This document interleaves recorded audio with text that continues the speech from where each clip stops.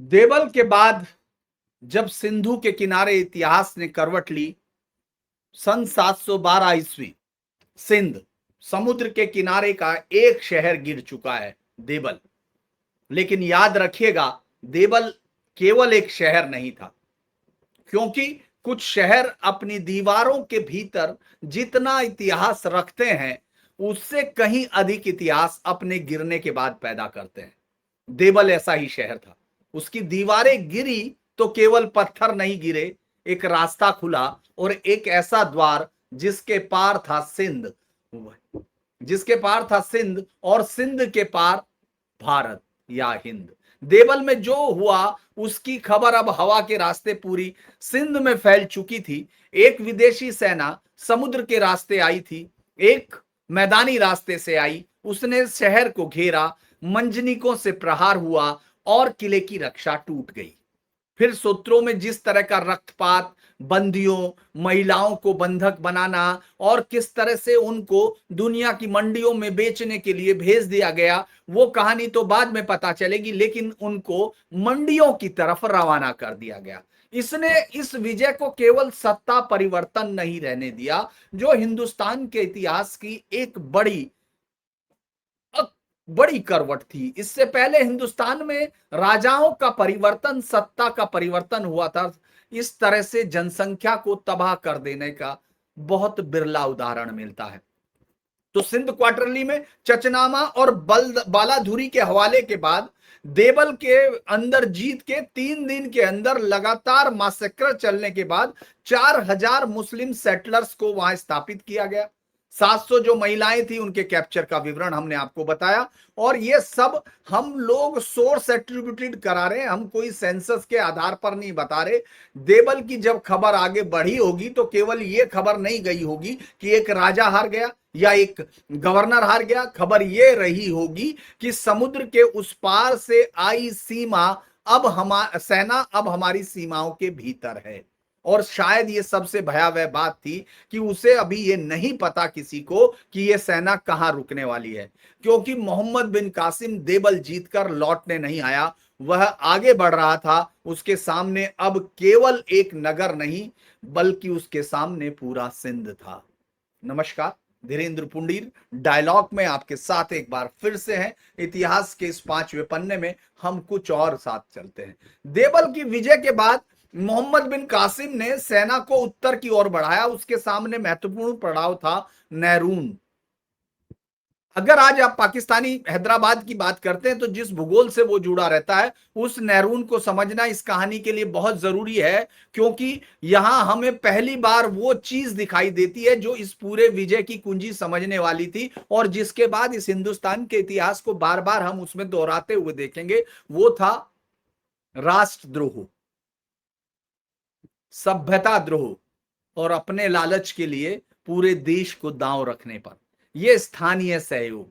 यानी देवल में केवल तलवार नहीं चली, देवल नैरून में धोखे का एक रास्ता खुला, जिसमें उस राजा ने, जिसने उस पर विश्वास रखा नैरून वाले पर, उसने धोखा दिया। लेकिन हम उस समझौते को, उसको समझौता कहा गया, लेकिन हम उसको आज का समझौता नहीं मान सकते हैं, क्योंकि दो राजा बैठते हैं, सीमा पर विवाद होता है, संधि होती है, व्यापार चलता है, युद्ध रुक जाता है। लेकिन नैरून का प्रसंग ऐसा नहीं है। एक तरफ थी अपनी भूमि का स्वशासन, स्थानीय शासन, और दूसरी तरफ था एक बाहरी विजेता सेना, जो विदेशी, जो अभी अभी देवल को जीत कर आई थी, और देवल के परिणाम की खबर नैरून तक पहुंच चुकी होगी। यही वो संदर्भ है जब हम नैरून की कहानी को एक डिप्लोमेटिक सेटलमेंट जब भी कहेंगे तो इतिहास के उस धोखे को छोटा कर देंगे, और हमने इतिहास में धोखेबाजों के नाम जयचंद और उनके इर्द गिर्द रखकर छोड़ दिए हैं। हमने ये नहीं देखा कि इतिहास में पहला धोखा आपको कहां से मिलना शुरू होता है। क्रोनोलॉजी जो कहती है, नैरून के लोगों ने पहले हज्जाज के पास अपने दूत भेजे थे और अपनी ट्रिटी यानी सुरक्षा की व्यवस्था की थी। कासिम के पहुंचने पर वहां के बुद्धिस्ट गवर्नर अस्मानी ने नगर को सरेंडर कर दिया और अरब आर्मी को रसद दी आगे जाने की। उस समय के एक सामान्य सिंधी परिवार की आप कल्पना कीजिए, उसको ये मालूम नहीं है कि अगली लड़ाई किस दिन होगी, उसे नहीं मालूम नया शासक कौन होगा, लेकिन उसे ये मालूम था कि देवल गिर चुका है, अब वही सेना उसकी ओर आ रही है। ऐसे में नेरून के शासक को क्या करना था? उसको लड़ाई चुननी थी? नहीं, उसने समर्पण और समझौता चुना। इतिहास इस निर्णय को कोई भी नाम दे सकता है और आप भी स्वतंत्र हैं। लोग इसको, अगर आप इस्लामिक नजरिए से देखेंगे, इसको वो प्रेगमेटिज्म कह सकते हैं पॉलिटिकल, या सर्वाइवल स्ट्रेटजी कह सकते हैं, सबमिशन कह सकते हैं, लेकिन हिंदुस्तान के लोगों को ये नाम देने का हक नहीं है। वो सीधे तौर पर इसको धोखा, राष्ट्र के साथ धोखा, समाज के साथ धोखा, और क्यों इसका क्या हुआ इस पर भी बात करेंगे। लेकिन ऐसे समय में जब एक राष्ट्र जो है, एक वैसे व्यक्ति की दृष्टि थी जो अपने देश को बचाने के लिए, राजा, जिस देश का राजा उम्मीद कर रहा था कि ये लड़ेगा, उस समय ये प्रश्न सामने, सवाल सबके आता है कि जिस सेना ने हमारे पड़ोसी नगर को कुचल दिया, उसके सामने हमने हथियार क्यों रख दिए? यही उस घटना का सभ्यगत अर्थ है, और ये बात हमारी कहानी में छिप नहीं रही है। क्योंकि विदेशी सेना के साथ समझौता सिर्फ निजी सुरक्षा का मामला नहीं होता। अगर दो भारतीय राजा आपस में लड़ रहे हैं और तीसरे राज्य के साथ संधि कर लेते हैं, तो ये एक सामान्य राजनीति है। लेकिन एक विदेशी सेना, विदेशी विजेता आपकी भूमि के अंदर आ गया और उसका लक्ष्य आपका भूभाग है, और साथ में अभी अभी हुए रक्तपात की खबर आपके कानों तक पहुंची हो, तो स्थानीय शासक का उसके साथ किया गया समझौता इतिहास में अलग अर्थ देता है। वह व्यक्ति अपनी जान बचा रहा हो सकता है, अपनी रियासत बचा रहा हो सकता है, वो अपने मंदिर, अपने परिवार, अपना पद, अपनी संपत्तियां बचा रहा हो सकता है, लेकिन उसके निर्णय का प्रभाव केवल उसके घर तक नहीं है, उससे विदेशी सेना का अगला कदम आसान हो जाएगा। यही नेरून की घटना का सबसे बड़ा ऐतिहासिक महत्व है। अब सोचिए ये सेना क्यों रुकती है? देवल मिला, रास्ता मिला, नेरून ने सरेंडर किया, और रसद मिली, जानकारी मिली स्थानीय। अब कासिम के लिए आगे बढ़ना बहुत आसान था। एक विजेता सेना के लिए सबसे बड़ी समस्या केवल दुश्मन की तलवार नहीं होती, उसकी सबसे बड़ी समस्या होती है रसद, रास्ता, नदी, स्थानीय भूगोल, घोड़ों के लिए चारे, नावें, किले और स्थानीय लोगों का व्यवहार। धीरे धीरे कासिम को ये कई चीजें मिलने लगी। यानी देवल के बाद उसकी सेना सिर्फ लड़कर नहीं बढ़ रही थी, वो स्थानीय लोगों के धोखे से अपने लिए सारी ताकत इस्तेमाल करके बढ़ रही थी। हम एक मैप से थोड़ा सा समझेंगे। इस मैप को आप देखेंगे तो मैं इस मैप के साथ आपको ये दिखाने की कोशिश करता हूं कि हम मैप को देखें। ये देखिए, देवल से सिंधु तक का मोहम्मद बिन कासिम की बढ़त का रास्ता हम आपको यहां दिखा रहे हैं। देवल विजय के बाद 3 दिन तक कत्लेआम हुआ, हजारों लोग मारे गए, 700 महिलाएं बंदी की गई, और 4000 मुस्लिम सैनिक को उस शहर में स्टेब्लिश कर दिया गया ताकि वहां रहे। अब यहां से एक मियन शहर आता है, फिर उसके बाद ये नेरून है, जिसको आप पाकिस्तानी हैदराबाद कह सकते हैं। पूर्व में दूत भेजकर समझौता किया जा चुका। बौद्ध जो यहाँ का सीरम अफगानी था, उसने समर्पण किया और रसद भी दी। अब यहां से अगला जो चीज आती है, एसिबा है, जो मंसूरा के निकट है। कहीं प्रतिरोध, कहीं समझौता, स्थानीय सरदारों के साथ संपर्क और सहयोग उसको मिलते रहे। ये एक बड़ी चीज है। इसके बाद हम आपको मैं एक थोड़ी सी इसके बारे में स्थिति क्लियर कर दूं, क्योंकि बहुत सारे लोगों को ये लग सकता है कि हम नाम ले रहे हैं, किसी धर्म का नाम ले रहे हैं, तो ये कोई गड़बड़ तो नहीं। लेकिन मैं उस नाम के साथ नहीं, आपके पास कुछ इतिहास की किताबों के साथ बताता हूं। ये देखिए, मैं फिर चचनामा के पास हूं। चचनामा और बलादुरी की किताबों के अलावा इसके बारे में इतना ज्यादा सोर्स कहीं नहीं मिलता है। तो जब ये हो गया मोहम्मद बिन कासिम को, तो उसे वहां राय दाहिर की तरफ से लिखा गया एक पत्र मिला कि षष्ठी से उत्पन्न करने वाले और सैलाएज पुजारी की भगवान के नाम। ये पत्र दाहिर पुत्र चच चिंद और हिंद के बर, यानी धरती और समुद्र पर हुकूमत करने वाले की तरफ से मोहम्मद बिन कासिम को, जो एक मगरूर और पागल शख्स है, उसे अवाम को कत्ल करने का खब्त सवार है, यानी जुनून सवार है, और अपने लश्कर के लिए भी बहुत बेरहम है, और वो बहुत सारे लोगों को मार चुका। एक इससे पहले एक दूसरा व्यक्ति था जो अबू अल आस बिन अलकाम था। उसके दिमाग में जो पागलपन था, वो हिंद और सिंध को विजय करना चाहता था। हमारे छोटे ठाकुरों की एक छोटी टोली के हाथों मारा गया और मुसलमानों के लश्कर को भागना पड़ा। लगता है तुम्हारा भी यही हौसला होगा। तुम्हें मालूम होना चाहिए कि जिस देवल को तुमने फतेह किया वो एक मामूली किला था और वहां सिर्फ व्यापारी, कारीगर और मजदूर थे। अब तुम जिससे लड़ने आ रहे हो, मैं तुम्हारे मुकाबले राजकुमार जयसिंह को भेजूंगा, जो कई सारे हाकिमों को जीत चुका हूं। मैं चाहता तो वहां भेज सकता था, लेकिन मैंने सोचा कि चलिए तुम वहां से कुछ नुकसान करे बिना लौट जाओगे, लेकिन मूर्खतापूर्ण सकने मत देखो और तुम्हारी वही हालत होगी जो बजील की होगी। ये एक लंबा खत है, मैं उसको पूरा का पूरा खत यहाँ है, लेकिन वो कहता है कि अब उसके बाद तुमने ये बोलता है, इसके बाद इसका जवाब देता है वो कासिम। कासिम कहता है कि ये पत्र मुसलमानों का बदला लेने वाला मोहम्मद बिन कासिम सकीफी लिख रहा है। मकदूर, गद्दार और हटीले ब्राह्मण दाहर पुत्र चच, मुझे तुम्हारा पत्र मिला, जबरदस्त जाहिलियत में गलतियों से भरा हुआ। तो इसने उसमें काफी इसको गालियां वालियां लिखी कि मैं तुम्हें काट के तुम्हारा सर इराक ले जाऊंगा, वरना खुदा ताला की राह में अपने आप को कुर्बान कर दूंगा। अब चूंकि मोहम्मद बिन कासिम आगे की तरफ बढ़ चुका, सिस्टम के रास्ते आगे बढ़ रहा था, उसे हजाज की चिट्ठी मिल चुकी थी। इसी दौरान राय दाहिर ने ज्योतिषियों से विचार विमर्श किया और कहा, मुझे अभी अभी पता चला कि मोहम्मद बिन कासिम हमले के लिए नेहरू ना पहुंचा, वहां बड़े लश्कर के साथ छावनी डाले हुए। तुम्हारा ज्योतिष ज्ञान और किताबें क्या कहती? ज्योतिषियों ने राजा की शान में रश्मि बातें की और कहा, हमने प्राचीन यानी कदीमी किताबों और भूतकाल का निरीक्षण अभ्यास किया है। ज्योतिष की जो प्रतिभा जो विद्वान जामा सम ने बताया है उसका अध्ययन किया है। लगता है कि नैरून का शहर और किला जल्दी इस्लामी लश्कर के कब्जे में चले जाएंगे। आने वाले साल में पूरा हिंदुस्तान, सब अच्छे किले, सिकंदर आजम के बनाए हुए किलों से भी मजबूत और सुदृढ़ किले मुसलमानों के हाथों में चले जाएंगे। विजय मोहम्मद बिन कासिम की होगी। ये समय बहुत जल्दी आ रहा। तो इस पर राय दाहिर ने क्या किया, शमनी भंडर को नैरून के हाकिम को बुलाया। आप सोचिए धोखा क्यों है, मैं वो स्टेब्लिश कर रहा हूं। वह अलौर में ही आया हुआ था। राय दाहिर ने उसको अरबी लश्कर के संबंध में बताया और कहा, तुम तुरंत वापस नैरून जाओ और सुरक्षा की सारी व्यवस्था करो, स्थिति पर नजर रखो, हमें जानकारी देते रहो। दाहिर ने यह नहीं सोचा कि वह गद्दारी भी कर सकता है। जब अरब लश्कर की रार हुई थी और बजील मारा गया था, तो नैरून के लोगों ने हजाज के साथ एक अहदनामा यानी गुप्त संधि की थी और वारसी कर देने का वादा किया था और शांति सुरक्षा का वायदा हजाज से लिया था। राय दाहिर ने इन सब बातों को नजरअंदाज किया। उसने उसी शमनी को, जिसने हजाज से एक गुप्त संधि की हुई थी, किला बचाने के लिए भेजा। शमनी नैरून पहुंचकर 5 अच्छे मोतबीरों को साथ लेके अरब की छावनी में गया और वहां उसने हजाज के साथ जो समझौता किया था उसका कागज दिखाया। मोहम्मद बिन कासिम ने कहा कि मैं ये मानने को तैयार हूं, लेकिन तुमने हमारे आने पर किले के दरवाजे बंद कर लिए थे, इससे मेरे पे अच्छा असर नहीं पड़ा। तुम हमको दोस्त कह रहे हो लेकिन दोस्त का व्यवहार नहीं करते। हमारे हमारे पास खास तौर पर फौजी, सिपाहियों और जानवरों के खाने का साधन यानी खाना, खुराक और रसद नहीं है।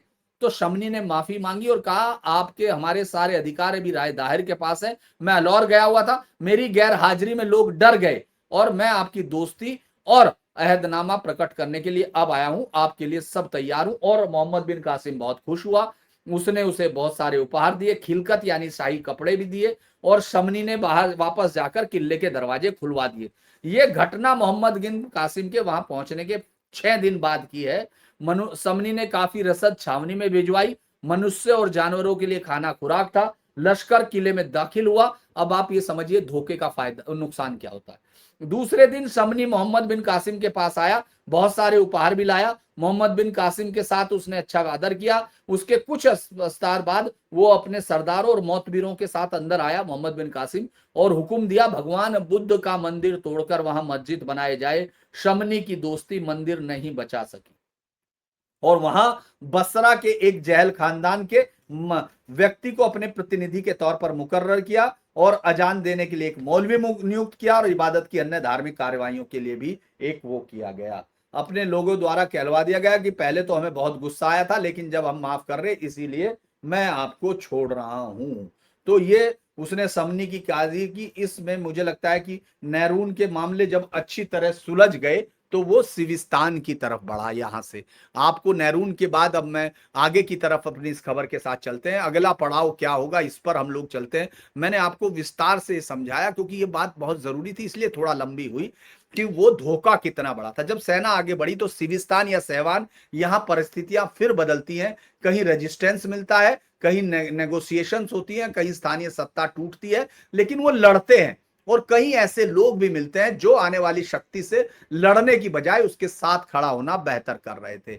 ये जो चचनामा ट्रेडिशन में कासिम के साथ इस अभियान में जाट, मेड्स और स्थानीय ग्रुप बुद्धिस्ट रूलर के साथ इंटरेक्शन का बहुत विस्तृत नैरेटिव मिलता है आपको। यही वजह है कि जहां दाहिर की समस्या बढ़ती जा रही थी, क्योंकि अब उसके सामने कोई एक विदेशी सेनापति नहीं था दोस्त, उसके सामने उसकी अपनी भूमि का राजनीतिक ढांचा दरक रहा था। एक विदेशी सेना कभी अकेले नहीं जीतती। इतिहास का यह नियम सिंध की कहानी में आपको बहुत स्पष्ट दिखाई देता है। विदेशी सेना तलवार लेकर आती है, लेकिन उसे रास्ता कौन दिखाता है? स्थानीय व्यक्ति। नदी कहां उतली है, स्थानीय व्यक्ति जानता है। नाव कहां मिलेंगे, स्थानीय व्यक्ति जानता है। किस दुर्ग की दीवार कमजोर है, स्थानीय व्यक्ति जानता है। कौन से सरदार नाराज हैं, स्थानीय व्यक्ति जानता है। किसे पद चाहिए, किसे जमीन चाहिए, किसे अपना जीवन बचाना है। और स्थानीय लोग ही ये जानते हैं कि ये धीरे धीरे एक इन्वेशन कन्वेस्ट में बदलता जाता है। इतिहास में फिर एक नाम आता है, याद रखिएगा ये नाम। अगर आपको जयचंद का नाम बार बार आपके मुंह पे चढ़ता है तो ये नाम आपके याद रहना चाहिए। इसका नाम है मोक्ष। याद रखिए, मोकाहा, वैसे मोका भी कहा गया। यहां कहानी गंभीर है। मोका कोई अरब सेनापति नहीं था, स्थानीय सत्ता से जुड़ा हुआ आदमी था। चचनामा बेस्ड स्कॉलरशिप में उसको जोरहाट का प्रिंस कहा जाता है। दाहिर का भाई बताना उसको सही नहीं है। मोहम्मद बिन कासिम के साथ उसने अलायंस किया और बदले में अपनी टेरिटरी की आशा की। यही उसने बहुत बड़ा फैसला लिया। मोक्ष ने दाहिर का साथ छोड़ा और वो कासिम के साथ हो गया। अब उसकी मदद केवल राजनीतिक समर्थन तक नहीं थी दोस्तों, उसने नदी पार करने के लिए नावें उपलब्ध कराई। अब कल्पना कीजिए, एक विदेशी सेना सामने खड़ी है, उसके सामने सिंधु है, और इतनी विशाल सेना की पूरी, इससे पहले इतनी बड़ी विशाल सेना इस नदी को पार नहीं कर पाई थी। उसी समय जब एक स्थानीय व्यक्ति आता है और कहता है कि मैं रास्ता दूंगा, यहीं से ये कहानी युद्ध से कहीं बड़ी हो जाती है। क्योंकि अब ये सवाल रह ही नहीं गया कि कासिम की सेना कितनी बड़ी है। सवाल ये था कि क्या वो नदी पार कर पाएगी। अगर नहीं तो दाहिर को समय मिलेगा, अगर हाँ तो क्या दाहिर की प्राकृतिक रक्षा सेना जो रेखा है वो टूट जाएगी। और मौका ने वही किया जो किसी भी आक्रमणकारी सेना के लिए सबसे कीमती सहायता हो सकती है। उसने उसे नदी पार करने का साधन दिया। सिंध क्वार्टरली कॉर्नोलॉजी में इसे स्पष्ट रूप से दर्ज किया कि मौका ने दाहर का साथ छोड़कर कासिम से अलायंस किया, इंडस पार करने के लिए बोट उपलब्ध कराई और बदले में उसने कनकॉर्ड टेरिटरी में स्टेट का वादा किया। ये किसी एक आदमी का फैसला नहीं था, इसने पूरी कैंपेन को बदल के रख दी। अगर हमने आपको फिर दिखाया, मैं पहले आपको फिर एक बार इस मैप को कहूंगा, एक बार फिर से गौर से देखिएगा। आपको ये मैप दिखाई देगा, गौर से अगर आप देखेंगे। पहले ये यही इसी को हम लोग देखते हैं। पहले देबल, फिर ऊपर की ओर नैरून, फिर सिविस्तान, फिर इसबाहा, सिशाम और फिर अंत में सीधू।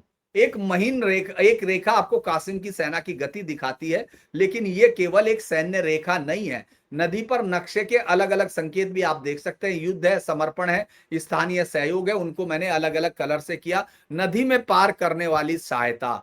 दर्शक पहली बार ये देख सकता है कि देबल के बाद कासिम की सेना एक ही तरह से नहीं बढ़ रही थी, कहीं युद्ध, कहीं सरेंडर, कहीं अलायंस, और हर अगले पड़ाव पर आक्रमण का रास्ता थोड़ा और खुलता जा रहा था, थोड़ा और बढ़ता जा रहा था। ये वो जगह है, देखिए मौका, ये जर्रा मौका ने दाहिर का साथ छोड़कर कासिम को नावें और सहायता दी, और ये देखिएगा यहां से उसने अपनी नावें दी, सिंधु पर पार करने का स्थान दिया। ये सिंधु नदी है जो अब तक हिंदुस्तान की एक बहुत बड़ी ऐसी रेखा रही जिसको पार करना आसान नहीं था दोस्तों। तो ये सबसे बड़ी चीज हुई कि उसने उसको एक आक्रमण का रास्ता हर बार के लिए खोल दिया।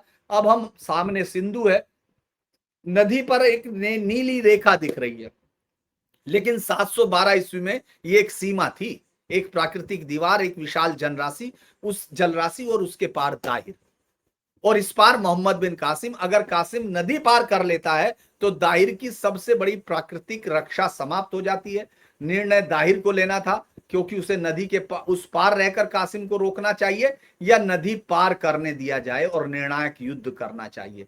दाहिर ने मुझे लगता है यही वो क्षण था, क्योंकि युद्ध तो चुना, लेकिन सिंध का एक ऐसा बैटलफील्ड चुना जहां अब एक बात समझिए कि दाहिर के सामने सेना नहीं थी, उसके सामने एक ऐसी सेना थी जो देवल जीत चुकी थी, नहरून को अपना नियंत्रण में ला चुकी थी, सिविस्तान की ओर बढ़ चुकी थी और स्थानीय सहयोग प्राप्त कर रही थी। अब नदी पार करने की तैयारी कर रही थी। दूसरी तरफ दाहिर की समस्या क्या थी कि अपने ही क्षेत्र के लोग कासिम की मदद कर रहे थे, मौका का उदाहरण था। और फिर एक सूचना का खेल, कई बार इतिहास में सूचनाएं कैसे बदल देती है ये भी थे। दरअसल इब्न इब्न अताब था, ये नाम याद कीजिए, क्योंकि युद्ध के मैदान में कभी कभी एक सैनिक की तलवार से ज्यादा खतरनाक होती है एक सैनिक की जानकारी। चचनामा के नैरेटिव में इब्न इब्न अताब अलाफी के पक्ष में था, जो कासिम की ओर चला जाता है, फिर दाहिर की योजनाओं की जानकारी देता है। आप ये सोचिए कि दाहिर की योजनाओं की जानकारी उसको दी जा रही है, कौन दे रहा है?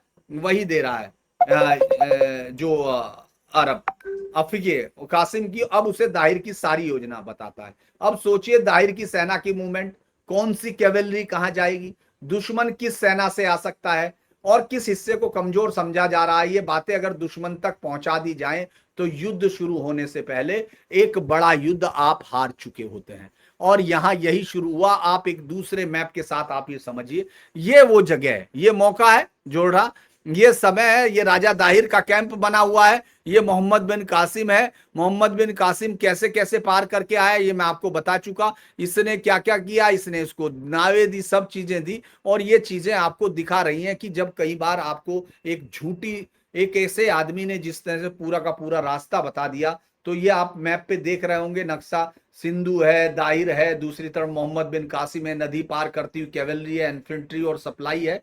दूसरी तरफ जिससे दाहिर की सेना है, जिसे अब ये समझ में आ गया थी वह दीवार जिसे अपनी रक्षा समझा था वो टूट चुकी है।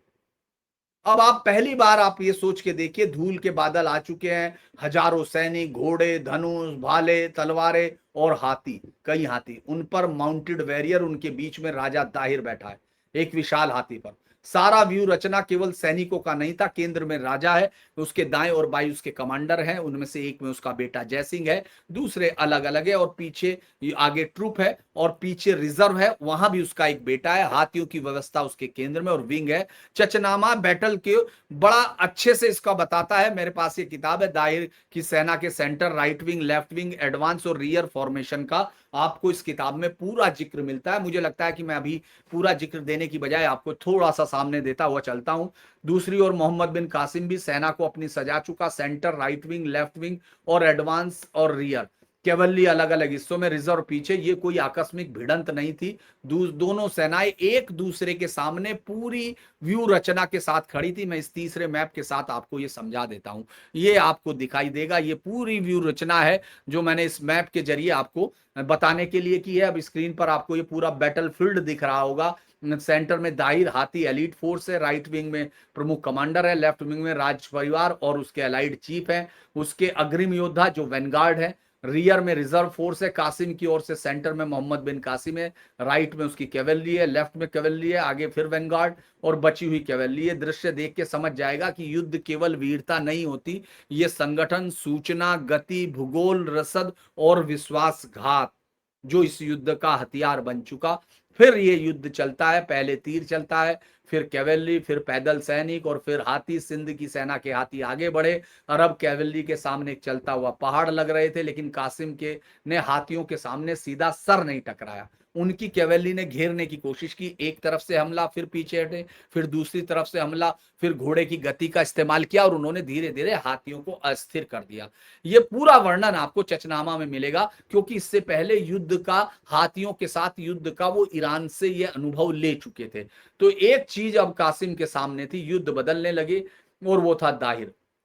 युद्ध में सेनापति केवल एक आदमी नहीं होता, इसीलिए जब राजा गिरता है तो सेना टूटती है, क्योंकि सेना, राजा युद्ध में सेनापति एक संकेत होता है, मनोबल होता है और सेना की आंख होता है। दाहिर का हाथी जितना ऊंचा दिखाई दे रहा था, उतना ही उसकी सेना के भीतर विश्वास था कि राजा अभी जिंदा है। और कासिम को यह समझ में आ गया कि जब तक ये फौज लड़ती रहेगी वो जीत नहीं सकता है, तो लिहाजा उसने नाफ्ता बुलाया। उसी क्षण उसने तय किया, चचनामा ट्रेडिशन के अनुसार कासिम के नाफ्ता थ्रोवर ने दाहिर के हौदे को निशाना बनाया, वहां आग लगी, हाथी विचलित हो गया और हाथी जो बजाय इसके नदी की तरफ भागा, उसको रोकने की कोशिश की जा रही थी, लेकिन तीर चले, दाहिर घायल हो गया, अंत में राजा गिर पड़ा जब वापस पानी से बाहर आया। युद्ध का वो क्षण था जहां सेनापति के एकदम हटते ही वो गिरा, मृत्यु, उसकी पूरी सेना की संरचना गिर गई। लेकिन याद रखिए, दाहिर का गिरना सिंध का गिरना नहीं था, क्योंकि राजा मर सकता है, प्रतिरोध नहीं। यही कारण है कि देवल की कहानी दाहिर की मौत पर समाप्त नहीं होती। दाहिर के बाद राज परिवार बचा था, उसके पुत्र थे, उसकी स्त्रियां थी, उसकी सेनाएं थी, उसके दुर्ग थे, और सबसे बड़ी एक ऐसी भूमि जिसे अभी पूरी तरह जीतना बाकी था। इसीलिए यहीं से इतिहास का वो अध्याय शुरू होगा जिसे अक्सर एक पंक्ति में लोग निपटा देते हैं कि विजय के बाद क्या हुआ, कितने लोग मारे गए, कितने बंदी बनाए गए, राज परिवार की महिलाओं के साथ क्या हुआ, दाहिर की पत्नी और बेटियों की कहानी क्या है, किसे गुलाम बनाया गया, किसे छोड़ा गया, किसे ट्रिब्यूट देना पड़ा। और जब ब्रह्मनांद की जो उनकी राजधानी था, ब्रह्मनांद की जब दीवारें टूटी तो वहां फाइटिंग मैन और उनके परिवारों के साथ क्या हुआ। चूंकि चचनामा की ट्रांसलेशन के बाद, एक एक फोर्ट के फाल के बाद 6000 फाइटिंग मैन के मारे जाने, एक के बाद एक, और डिपेंडेंट वाइफ्स और चिल्ड्रन के बंदी बनाए जाने का विवरण है। जो भी आपको इस्लामिक इतिहासकार या वामपंथी इतिहासकारों ने जो पर्दा आपकी आंख पे डाला है, वो आप ये समझ जाइए कि वो एक झूठ और मक्कारी की एक बहुत बड़ी मिसाल इस देश के सामने है, जिसका पर्दा नहीं हटा। इसीलिए आप आज इस तरह का लोग देख रहे हैं। इसीलिए अब अगला अध्याय भी मैं किसी बैलेंस उसमें नहीं होऊंगा, सोर्स बोलूंगा, नाम लेके बोलूंगा, संख्या बोलूंगा, बच्चों और महिलाओं का क्या हुआ, ये सब मैं आपके साथ बताऊंगा। इसीलिए मुझे लगता है कि असली सवाल तो यहीं से शुरू हुआ। देवल गिरा था तो नेरून ने हथियार डाल दिए, मौका ने रास्ता दिया, किसी ने इंफॉर्मेशन दी, सिंधु पार हुई, उसका वो टूट गया, दाहिर का व्यू टूटा, राजा गिरा। लेकिन क्या सिंध ने आत्मसमर्पण कर दिया? नहीं, अभी नहीं, क्योंकि इतिहास में पराजय और अधीनता के बीच में भी एक पूरा युद्ध छिपा होता है। और अब वह युद्ध होगा दाहिर के बाद, ब्राह्मणवाद में होगा, अरोर में होगा, राज परिवार के भीतर होगा, उन स्त्रियों के जीवन में जिन्हें विजेता की सेना ने अपने अधिकार में ले लिया, उन बच्चों के जीवन में जिनमें युद्धों ने इनको घरों से अलग कर कर गुलामों की मंडियों में भेज दिया, और उन लोगों में जिन्होंने तलवारें छोड़ दी या तलवार फिर उठा ली। अब देवल से जो काली रेखा चली थी, अब सिंधु नदी पार कर चुके हैं, और उसके बाद भारत का इतिहास अब कभी भी पहले जैसा नहीं रहने वाला है दोस्तों। इसीलिए मुझे लगता है कि मैं आपको ये बता सकूं कि मोहम्मद बिन कासिम के साथ बजवा ने देखा बहुत सारे किले इस्लामी लश्कर में। मैं मतलब क्या बताऊं मैं आपको, ये सारी धोखेबाजी की कहानियां कैसे बताई। और जैसे ही नैरून के मुकाबले चले गए तो वो सिविस्तान में गया, सहबण था, समनी बंदूक को लेकर वहां गया। मैं धोखा बता रहा हूँ। अजवा पुत्र चंद्र राय दाहिर का तेजरा भालू था, लेकिन शहर में बहुत सारे शमनी यानी बौद्ध रहते थे। ये सुनने पर कि अरब आ रहे हैं तो सारे शमनी इकट्ठा हुए और उन्होंने भजवा के पास एक संदेश भेजा, हम दीन धर्म में विश्वास रखने वाले लोग हैं, हमारा धर्म सुलह और शांति, हम सबके लिए सद्भावना में विश्वास रखते हैं, हमारा धर्म खून और खराबे में नहीं है, हम कभी खून खराबा नहीं चाहते, हम चाहते हैं आप अपने आप तो वहां बैठे हैं, वहां जहां लेके बैठे, हमको तो वो अपनी प्रजा समझ के मार देंगे। इसीलिए खलीफे के हुक्म से अमर हजाज ने लश्कर को आदेश दिया हुआ था कि जो भी कोई शांति से रहना चाहे उसको मौका दिया, तो ऐसा मौका मिल रहा है तो हम क्यों ना इसका फायदा उठाएं। बजवा ने यह सलाह मानने से इनकार कर दिया, जो सिविस्तान का था उसने। फिर मोहम्मद बिन कासिम ने अपने जासूसों से राय जानने की कोशिश की तो उनमें शहर के कई सारे लोग आ गए। आज भी सेवण के पास इस तरह की एक छावनी जो उसने बनाई थी बहुत है, मतलब सेवण शहर वहां का है दोस्तों, सिंध का पाकिस्तान में है। मोहम्मद बिन कासिम ने कहा युद्ध प्रारंभ किया जाए तो शमनी बजवा से मिले जो बौद्ध थे। उन्होंने कहा कि उन्होंने जो राजा थे उससे कहने की कोशिश की, जो उसको वहां इंचार्ज बनाया हुआ था दाहिर ने, कि ये लश्कर बहुत प्रभावशाली है, आप इनसे मुकाबला नहीं कर सकते, हम अपने प्राण उसमें नहीं डाल सकते। जब बाजवा ने उनकी बात ठुकरा दी तो ये जितने शमनी थे उन्होंने कहा कि सब हम लोग उसका साथ छोड़ चुके हैं, इसलिए अब इसकी लड़ाई के पास ना सिपाही है, ना इसके पास उपयुक्त हथियार है, ना इसके पास सामान है। ये सुनते ही मोहम्मद बिन कासिम गर्व से भर गया और इस्लामी लश्कर अधिक उत्साह में आ गया। मोहम्मद बिन कासिम ने कहा कि आक्रमण के आदेश दिए और कहा कि प्रयत्न दिन रात जारी रहे। एक सप्ताह में नागरिकों ने आखिर लड़ना बंद कर दिया, हथियार डाल दिए। बजवा ने जब देखा कि भाई किले के अंदर ये सारी मुश्किलें पेश आ रही हैं, अपने लोग नहीं मिल रहे हैं, तो उसने किले को छोड़ देने का फैसला किया। वो वहां से बधवा चला गया और बदवा ने वो ये किला कुंभ नदी आगे इससे भी लड़ाई हुई। बदवा के बाद जाने के पश्चात सारे शमनी बौद्धों ने मिलकर मोहम्मद बिन कासिम के सामने समर्पण कर दिया और ताबेदारी कबूल करने की प्रार्थना की। मोहम्मद बिन कासिम ने किले पर कब्जा किया, उसने सारे लोग कर दिए, उसको किले से बहुत सा धन संपत्ति हाथ मिला, प्रजा से चांदी और सोने के सिक्के इकट्ठे करने लगे और जिसका जिस कदर हो सका नकदी और जेवर छीनने लगा। इससे सिर्फ शमनियों को यानी बौद्धों को मुक्त रखा गया और बाकी सब हिस्सा पांचवा वहां खलीफा के पास भिजवाया और बाकी सब वहां बंटवा दिया गया। तो ये बहुत सारी कहानी है। मैं तो आपको इसके और भी बात उसके कत्ल की पहले की कहानी भी बता सकता हूं कि उसके साथ क्या हुआ, लेकिन मुझे लगता है कि ये एक बड़ा अंतर बात होगी। मैं अब उसको चूंकि बड़ा हो जाएगा तो मैं इसलिए खत्म करता हूं और आगे मौका का मैं जरूर बता देता हूं आपको, चूंकि मौका जरूरी है। मौका पुत्र बसाया उस इलाके का सरदार था। जब राह को पता चला तो उसने कहा ये अरब हमारा गला दबोच रहे हैं, इनका नसीब वाकई अच्छा है। मौका पुत्र बसाया उस इलाके का सरदार था। मोहम्मद बिन कासिम ने उसके पास भेजा और कहा कि मैं तुम्हें उसका हाकिम मानता हूं, मैं तुम्हें, तुम्हारा सच तो है मेरा दिल, मैं तुम्हें उसके बाद इसने अपनी ओर मिलाया तो सिंध हमारा मुल्क है, यहाँ राजा दाहिर से रिश्ता है और हिंद में राजाओं का राज है, इसके साथ हम एक साथ हैं। राजा दाहिर का राज्य हमारे हाथों से निकलने वाला है। हिंद के ऋषियों और विद्वानों ने भविष्यवाणी की है सल्तनत इस्लामिक फतेह करेगा। तो आप मुझे, अगर आप मेरे साथ ईमानदारी से पेश आए तो मैं आपके सामने हथियार डालता हूं। अगर आप मुझे दुश्मन नहीं समझेंगे, मुझे ताने देंगे, निंदा करेंगे और नहीं देंगे तो मेरी, मैं दिखावे के लिए ऐसा करूंगा कि मैं अपने पुत्र की शादी के लिए जा रहा हूं। आप 1000 घोड़े उस तरफ भेज दे जहां से मैं गुजरूंगा, मुझे पकड़कर हुजूर में पेश करें। इस तरह कोई मुझे नहीं कह पाएगा कि मैंने धोखा किया या धंधा, मैं अधर्मी या चरित्रहीन हूं। राजा दाहिर भी बिना शक के मुझे समझेगा कि मैंने लड़ाई की। और मोहम्मद बिन कासिम ने ये नाटक रचाया। बनात बिन खलनवा कलाबी को 1000 घोड़ों के साथ भेजा और जब उसके साथ बनाना ने मौका को उसके साथ में 20 ठाकुर और कुछ साथियों के साथ कैद कर लिया, सबको मोहम्मद बिन कासिम के सामने लाया गया, उनका अच्छा आदर सत्कार किया गया और उनको बेट की रियासत जागीर के तौर पर दे दी गई। 1,00,000 दरहम, दो रंग का ताऊजी तख्स और ताज और खिलकत दिए। कहा जाता है राणा का खिताब जो ताज मौका को दिए वो अरबों ने पहली बार किसी को दिए, इससे पहले कभी उन्होंने किसी को ऐसा आदर नहीं दिया गया। ये सारी उनके वंशजों को मिलती रही, आज भी है। मोहम्मद बिन कासिम का मुझे लगता है कि